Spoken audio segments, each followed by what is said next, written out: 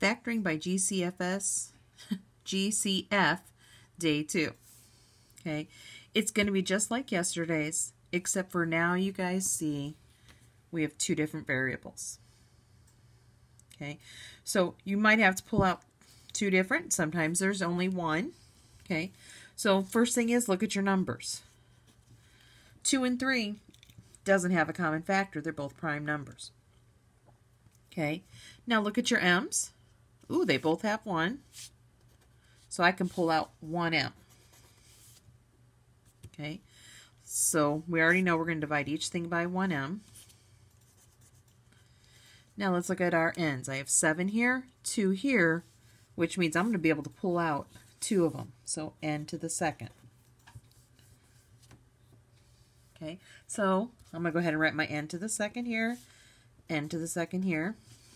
Okay, now what's left in the parentheses is the 2 has nowhere to go, so we're going to put a 2 in.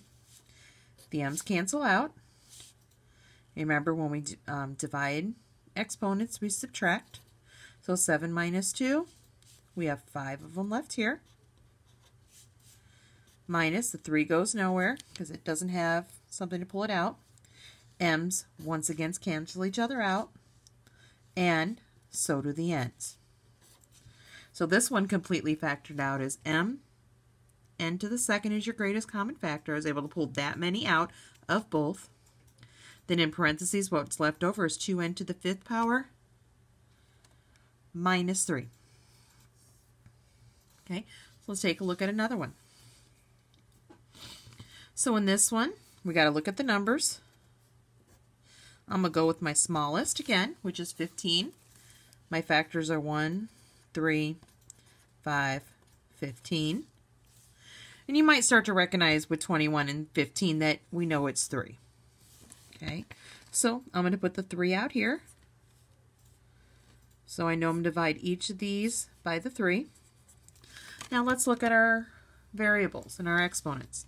I have 4 x's here and 4 here, so I can pull 4 x's out of each. So x to the 4th, 3x to the 4th.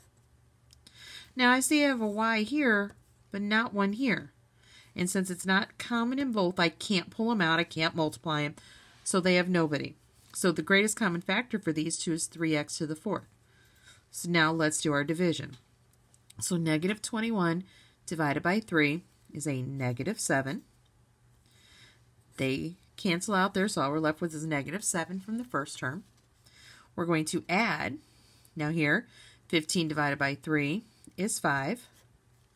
The x's once again cancel out.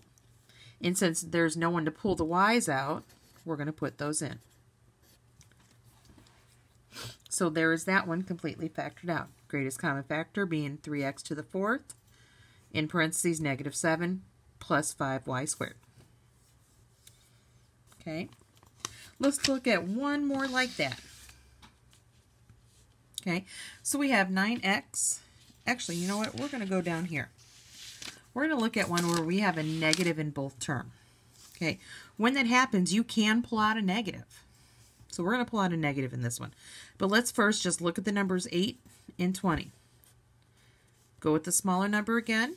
Factors for 8 are 1, 2, 4, and 8. Now look, 8 can't go into 20, so the greatest common factor is 4. Now, since I see I can take out a negative, I'm going to take out actually a negative 4. Okay, then I'm going to look at our exponents. I have 4 here, 2 here. So I'm going to take out an x squared. I have a y here, but no y here, so it's got to stay. So each of these, the greatest common factor is negative x to the 4th squared. Same thing here, negative 4x squared. We're going to divide by each. So negative 8 divided by negative 4 makes it a positive 2. Subtract your exponents, so bring these two up, minus 2. I have 2 x's left. The y has no one to pull it, so it stays. Then over here, I do 20 divided by a negative 4. Well, a negative 20 divided by a negative 4 makes it a positive 5. And the x's cancel out.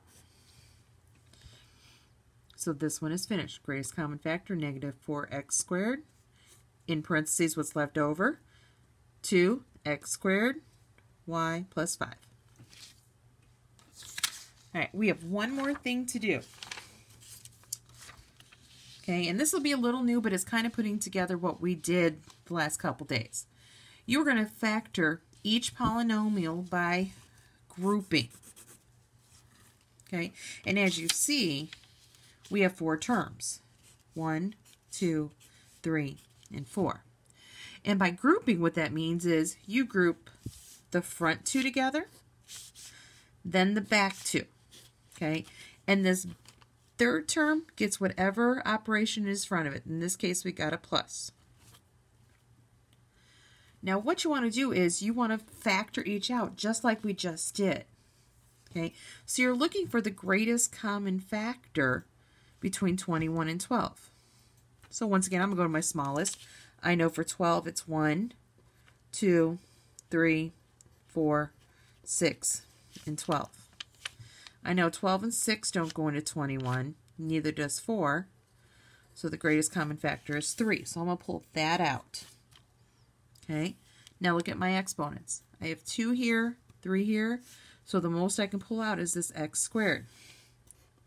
So the greatest common factor for that one is 3x squared. Now I'm going to divide each by that 3x squared.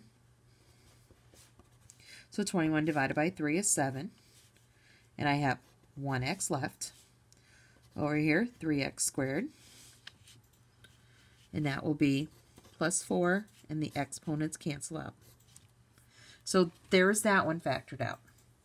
Now the way you do the other one is, your goal is, see what I have factored out over here? I have 7x plus 4. I want this to also be 7x plus 4. Okay, so I look for a number that's going to let me do this. And immediately I see, well, I can do this by 2. And it's going to be a positive 2, so I write plus 2 here because that's the greatest common factor between 8 and 14 is 2. Now your next step is to take these 2 here that you factored out and you group them together. So 3x squared plus 2. Now these 2 are repeating and you only need to write it once, so it's 7x plus 4. So this one has been factored out. Okay, so once again, I wrote down what I pulled out or factored out, and then what repeated down here. Okay, so let's take a look at one more like that. So now I got 40x to the third minus 50x squared plus 12x minus 15. Okay, so I grouped together the first 2, grouped together the last 2, including the operation. Okay, so I'm going to look between 40 and 50. I see they both end in 0, so I know their greatest common factor is 10. It can't be 20 because this would have to be 60. I'm not going to get it out fully. Now I'm going to look. I have 3 here of x's and 2 squared here, so 2 is the most I can pull out. So x squared. Divide each by the 10. This one will be 4. I'll have 1x left. Subtract, make sure you keep that. And then 50 divided by 10, I know is 5, and the x is canceled out. Okay, so once again, I want this to repeat here. I need to make 12x minus 15 become 4x minus 5. So I'm gonna look here. I know I could do 12 divided by 3 to get here, and I could do 15 divided by 3 to get it here, and it has to be positive, so I'm gonna write plus 3. And I know, let's see, okay, that works there, that works there. Okay. So once again, to rewrite it, take what you factored out, the 2 greatest common factors for each group, write them together, so 10x squared plus 3. Then write down what is repeating or what was left over behind it, so 4x minus 5. And this one has been, your polynomial has been factored out by grouping.